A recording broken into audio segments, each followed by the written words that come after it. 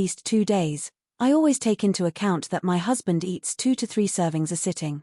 My son and I each had our single serving of lasagna, and my husband ate the remaining half of the dish. Okay, fine. He said he hadn't eaten much that day and was starving. No problem, I at least had the other half of the dish for leftovers at lunch tomorrow. The next day I went to the fridge to get leftovers for me and my son's lunch, and my husband had taken the entire second half of the lasagna to work with him to eat for lunch.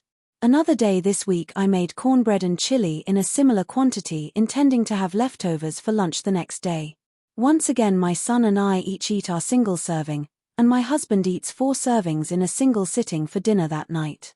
Next day, he comes home for an early lunch from work, scrambles 4 eggs in a pan and devours them, then again takes all of the leftovers out of the fridge and takes them back to work with him to eat. I don't want to seem like a bitch or that I'm fat shaming or anything like that, but I am seriously irritated that I work so hard to plan and cook good food that will last through the week, and my husband is selfishly eating it all, no matter how much extra food I make. How do I bring up this topic of conversation without hurting feelings? He can be pretty sensitive and defensive.